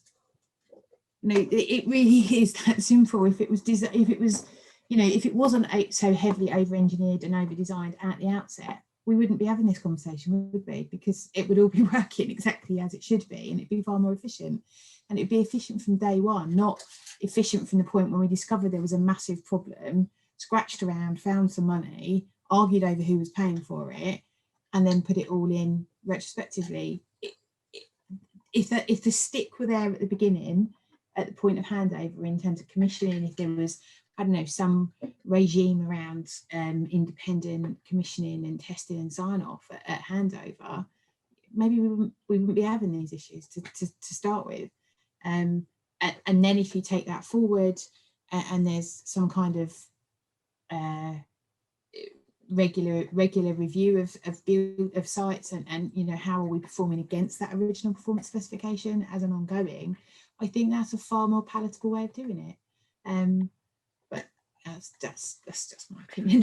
So it's interesting. Under the heat market, so the market framework consultation is a proposal to have heat network assurance schemes set up where you actually had to get certification of heat networks as being compliant from day one and then ongoing. That's effectively what you've just described. So I'm taking you'd be supportive of that. Yeah, because it would simplify a lot of these issues. We're all of us, we're talking about sites that they're handed over, and in the grand scheme of things, we're not expecting to spend huge amounts of money on these sites for maybe 15, 20, 25 years. It's just not in our business plans. And then we're having to change our long-term business plans to find this money because it just isn't there. And the only way we can find that money, it doesn't come out of a pot. It comes at the cost of us not doing something else. So we've made the point, several people have mentioned that a lot of the challenges to getting funding for some of this in our current budgets is because of what we're all dealing with from the fallout from fire safety and building safety issues. And that's absolutely appropriate, but that all comes at a cost, and it's that opportunity cost of what we don't do so that we can do this thing that's more pressing. So if you front end all of that, and it has to be right at the point of handover, and proven it's right and independently commissioned, and you've got a baseline performance that you can always tie back to, that would help. I think it's not a magic bullet, but it would help. Everyone else on the panel, there was the rest of you can't see this, but there was vigorous nodding all around, I think. But we still do have a problem that we've got this these legacy systems that we're going to have to deal with. And I'll come in a second, Alex. Patrick, you had your hand up just before. Yeah, no, I think it's only right that it's a little bit of both, as Marina discussed. Definitely agree with Vicky's points. You know, I think there'd be more than just a heat network challenge with development sorted if we can get regulation at the start of everything. But yeah, it has to be a mixture of both. I guess the stick makes it happen. Eventually, if there's a timeline, it guarantees an end result, which is good. But it needs to be done in a sensible way, which is where the carrot comes in, I guess. And you know, the funding being made available, and the expertise. Like I said, an organisation our size, is it ever going to be worth our while having a specialist division looking at heat network performance? Potentially not. Even an individual person, potentially not. So you know, if there's support from government or the industry to kind of bring these people can be brought in, the cost can be helped with to kind of see these projects through. I think that's what needs to happen to get the momentum. I think it feels like a natural progression of what's happening with the heat meter and billing regs this year. I wouldn't be surprised if there is enforcement over the next decade, sustainability agendas and once this thing plays through. So something I think internally we're expecting to see as well. But obviously the carrot is helpful to helping us get there. And that is a perfect segue. Alex, you're on the spot now. Yeah, I guess Patrick took some of the words out of my mouth, but I guess for us, for Joel and myself, I guess the question is, if we do take a view that there's a kind of stick coming further down the line, what size should the carrot be now? If there should be one, and I think part of the question is, is it helpful to industry that there's work ongoing before that stick comes to, facilitate that process and make it less painful?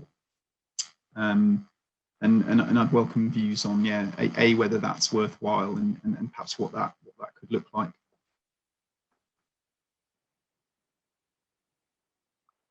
Anyone want to come back on that? Patrick. Yeah, I'll jump in. So yeah, I mean, definitely the earlier the start. I mean, yeah, if there's the anticipation that the carrot is coming 2 to 3, 4 years time, then the education. I mean, the education for us has already started with this project. I mean, really, we kind of knew there was an issue, but the extent of the issue was kind of hidden from us because we don't have that data and we can't produce it. So ultimately, the business cases and the investigation that's happened across the 2 sites you've done for us could easily be replicated, and the same assumptions made across our other couple of dozen networks that we do have. So I think for us that process has started. It's on the agenda of our exec team, and it's I sit on the sustainability group in our organisation. I fed that back in about where we should be going with the sustainability policy in terms of heat networks, but it's just when's the right time for us to do that, and with the overall bigger challenge. So I do think the bigger the carrot, the easier it will be for us to kind of meet the criteria. So I think you'll probably hear that from around the rest of the room. But yeah, I think it's the timing is essential, because we don't want rash decisions being made and the waste of money at the same time. So Marissa, you want to jump in? Yeah, I mean, as well, I think in terms of the kind of carrot/stick approach, I think that is probably the right one. Completely agree with Vicky on the design issues as well. We have to learn from the mistakes of the past to stop this just happening time and time again and becoming a bigger problem. And I mean, I think one of the things that I took from Tom's presentation is that a lot of these improvements don't cost a lot of money.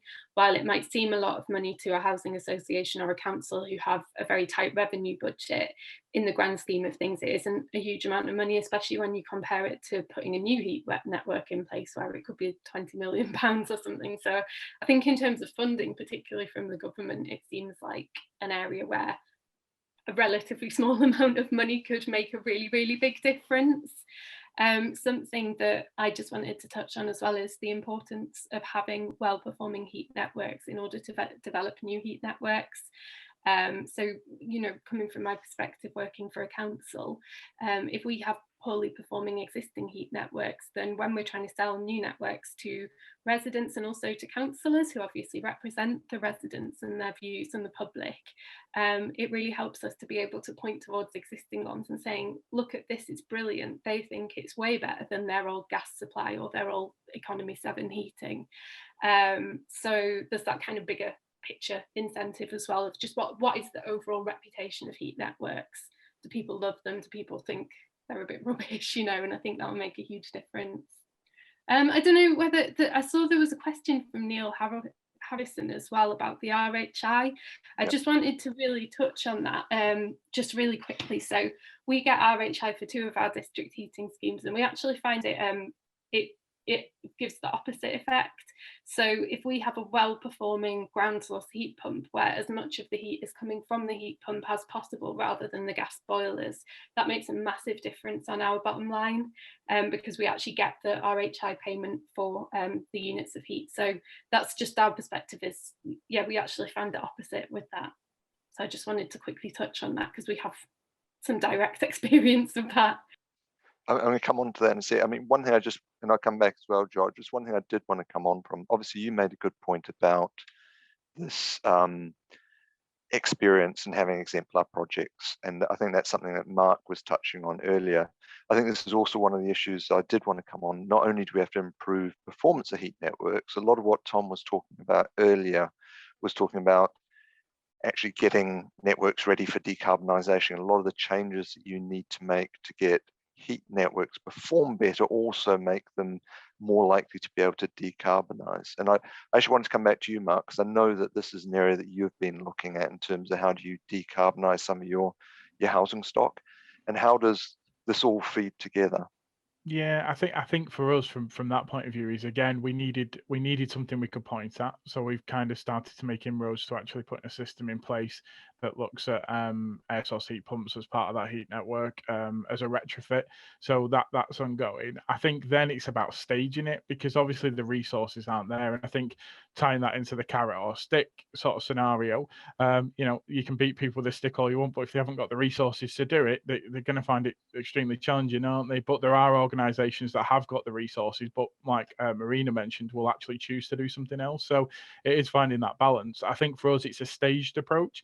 It's probably right now it's less about funds, it's more about resources and expertise. So we're making that staged approach where actually where we do a retrofit project, if we can, if it's an emergency one, we'll actually get the plant room heat network ready. Then the next stage is actually we convert it to a heat network, and then actually, if we need to, we'll decarbonize it. So although it's not the ideal way to do it, and you'd want to do it in one big hit, because that's the sensible way from a funding point of view. That actually gives you you're progressing towards where you need to be on that.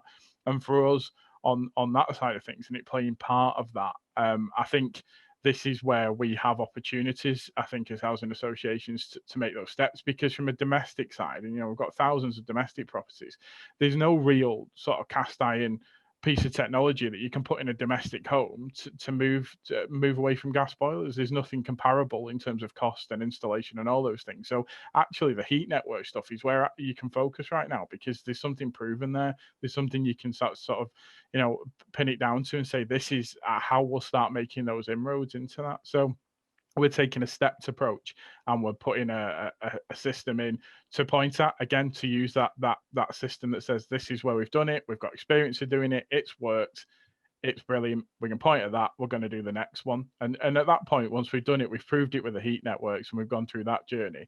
Now actually this is that next step to do exactly the same thing and follow the same model. This actually ties back to a direct question we've had.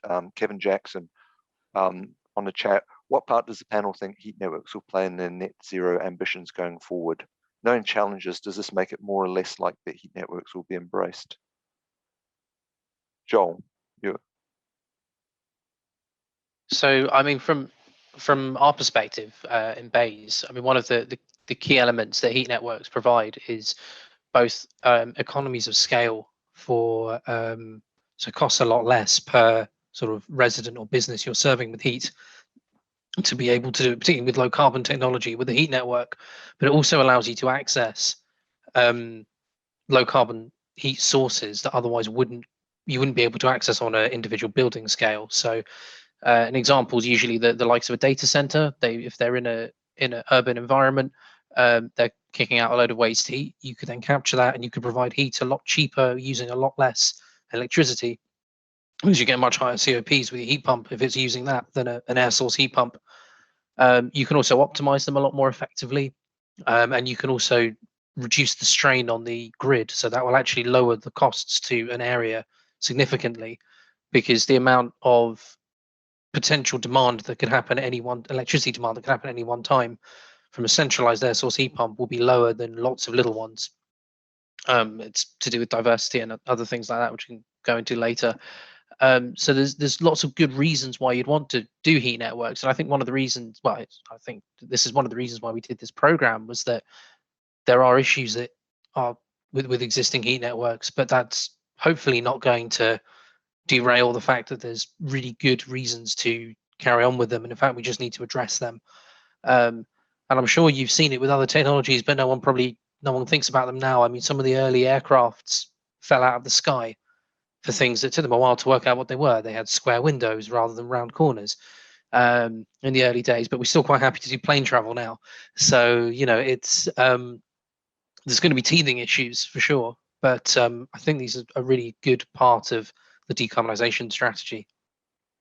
Coming on to the rest of you, how do you see it? I mean, Patrick, role of heat networks? Yeah, no, I think it's definitely something that's here to stay. I mean, it's got backing with government backing, doesn't it, as well? So we can't forget that. So, I mean, for us, most of our heat networks are gas driven to be effectively, but now we're going on. So we've got a couple of schemes in the pipeline that are renewable driven with communal air source heat pumps, which will be the next phase. So I guess for us, we need to make sure these are delivered absolutely correctly in development, because the tolerance for error is very little, whereas, you know, the gas boilers, you can whack up to the highest degree and pump it around at 70 degrees and everyone's got hot water. That is not, you know, we cannot do that with some of the renewable technology. So we're on an interesting part of our journey, but I do think they do have a part to play, and I do agree with Joel. I think these are teething issues, and in a decade or so, I think you know, we'll be having very different conversations about heat networks. It's just what we do with the ones that aren't performing very well in the interim period. Anyone else want to come in on that? There is another question from I'd be interested to hear the panel's perspective on the success or otherwise of integrating low carbon heat sources with district networks. I'll forget the rest of because Marissa's already dealt with that. Actually, Marissa, do you want to follow on to that? Because that's obviously something you're heavily involved in.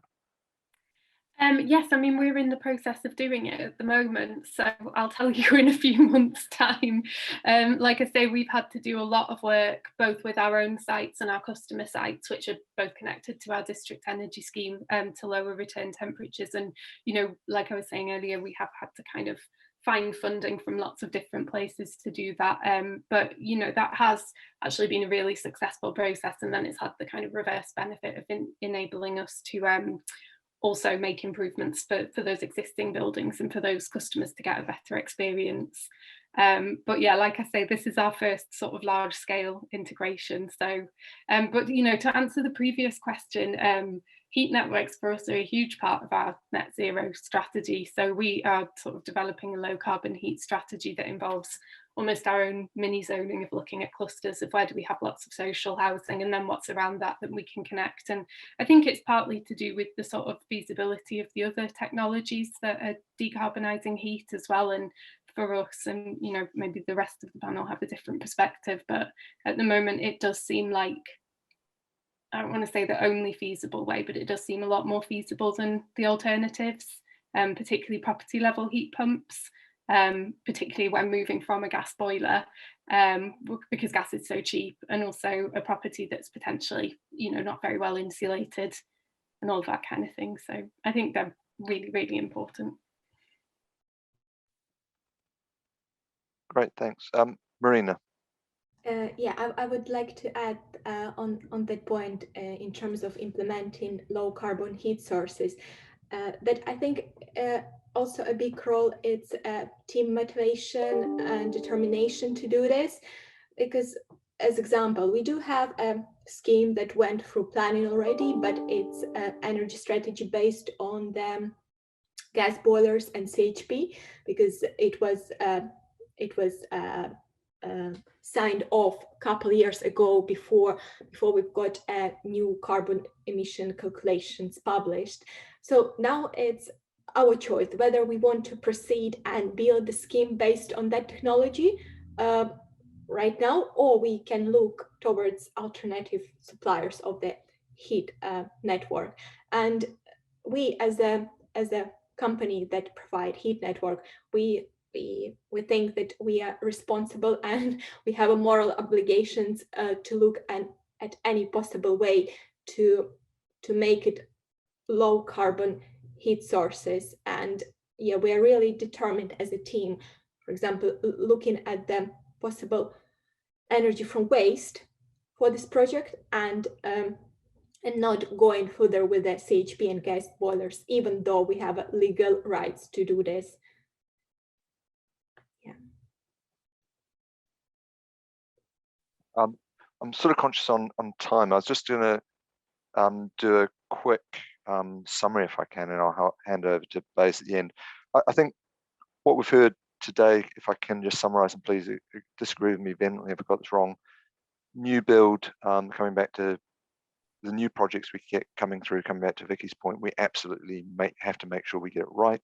We need to have really strong stick around that, was what came in. So we need to have regulation.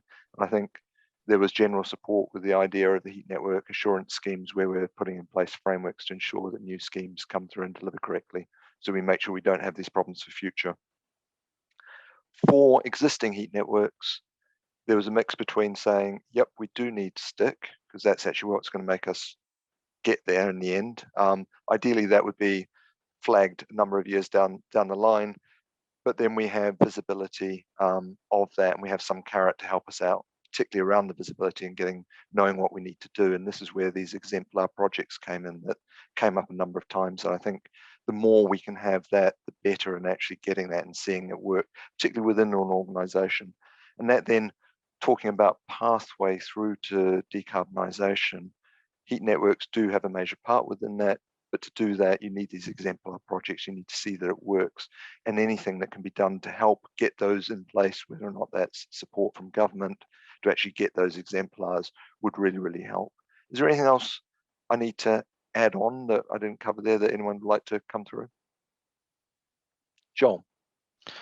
There was a lot of talk as well about the sort of individuals as well, both at organisation level and just sort of key people that push things forward. So Marina mentioned, there was a moral obligation within their organisation, although they could legally continue with an older design of a heat network, but they're actually looking at doing something different, and that's taken someone within an organisation to say, hang on a minute, I don't think we should do this, or I think we could do a better job here. And I think that's really key. Likewise, also, I mean, it's repeated with a few different examples here, that there's a couple of core useful people who can really drive the message home to make things work. And I don't know how we can get more of those people, but that would be really great to kind of sing their praises within events like this.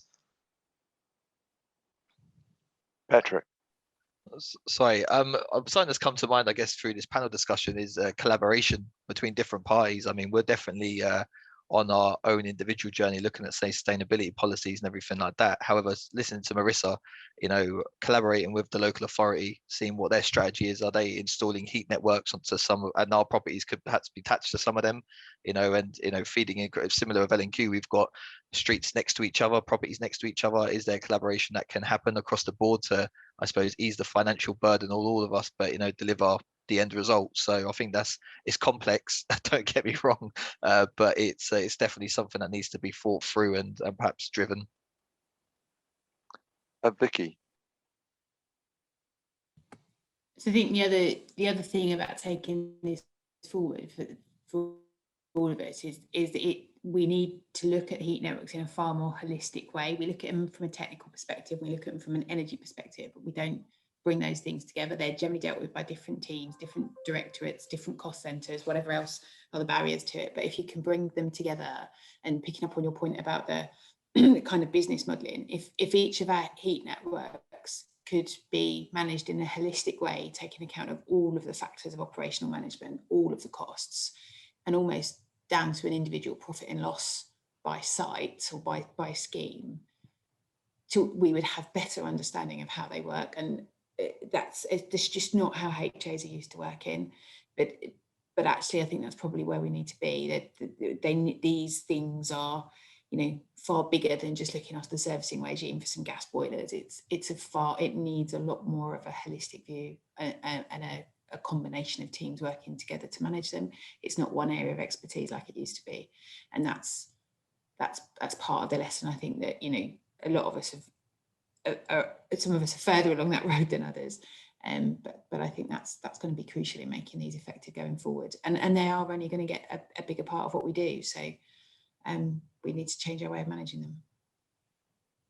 Brilliant. I'm afraid we're out of time, everyone. That was an hour that went incredibly quickly.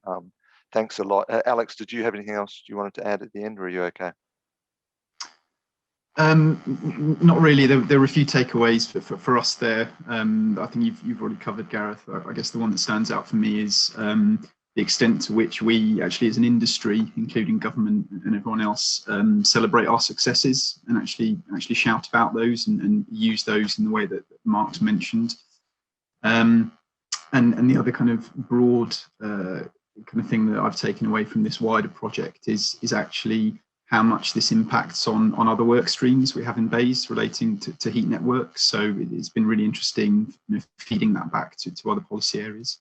And then, yeah, just conscious of time, just wanted to say, you know, thank you to FairHeat for the excellent work that they've delivered in this project, and also to the project sponsors who have supported FairHeat and worked with us to, you know, hopefully put together something that is both interesting and informative and useful in the short term.